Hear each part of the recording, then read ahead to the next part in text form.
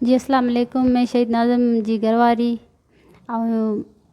जेके भी मुंहिंजा भाइर भेणूं मीडिया वारा जेके सोशल वर्कर आहिनि, सोशल मीडिया वारा, उन सभिनी खे मुंहिंजी अपील आहे ख़ुदारा मूंखे ग़लति मता सम्झो। मूं का बि डील नाहे कई। मूं सिर्फ़ु इहो जेको नाज़िम शहीद जो जेको केस आहे मूं अलाह जे हवाले छॾे ॾिनो आहे।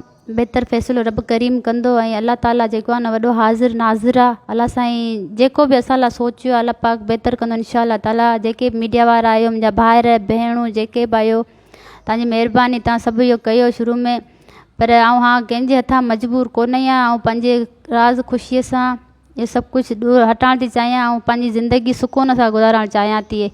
सुकून सां इन ई करे गुज़ारणु चाहियां थी, मुंहिंजा नंढड़ा 4 बच्चा आहिनि, ठीकु आहे। नाज़िम खे अलाह ताला जन्नत ऐं फिरदौस में जॻह ॾींदो इंशा अल्लाह ताला।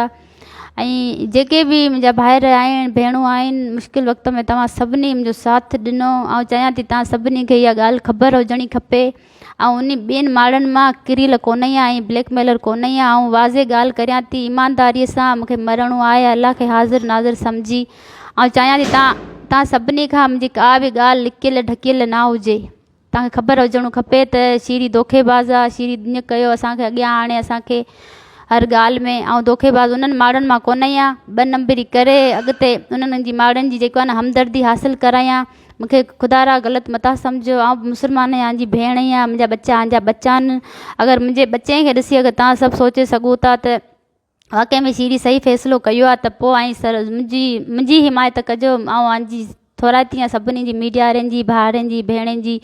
बाक़ी मूं कंहिंजे ज़ोर में दॿाए में अची इहो फ़ैसिलो कोन कयो आहे। मूं पंहिंजे बच्चनि खे ॾिसी इहो फ़ैसिलो कयो आहे। हिननि जे करे बच्चे वारी आहियां, ज़ाहिर आहे मुंहिंजा नंढड़ा बच्चा आहिनि। मुंहिंजी पाण जेकी हालति जेकी हिन वक़्त तां जॾहिं तां गुज़रां पई, अलाह न करे जेको दुश्मन आहे न उन ताईं को वक़्तु अचे। मूंखे कोई शौक़ु कोन मीडिया ते चढ़णु, हेॾां होॾां अचणु। मूंखे ॾाढो माण्हुनि परेशान कयो, मजबूर कयो ऐं नाज़िम जा फ़ाइदा सभिनी वरिता आहिनि। नथी चाहियां नाज़िम जो केरु फ़ाइदो वठे, नाज़िम जे नाले सां केरु पंहिंजो को कीसो कोसो करे पैसा वठी नाज़िम ते ॾोह गुनाह चाढ़े, नाज़िम खे अज़ियत मिले अॻियां।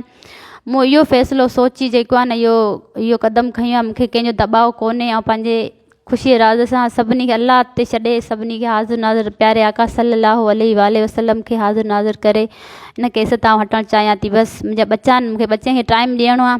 नाज़िम त जानी मुंहिंजो शहीद थी वियो, जानी मुंहिंजो वापसि कोन ईंदो। मजबूर इन जे करे या बच्चनि जे करे मूंखे कंहिंजो को दॿाउ कोन्हे। मूंखे कंहिं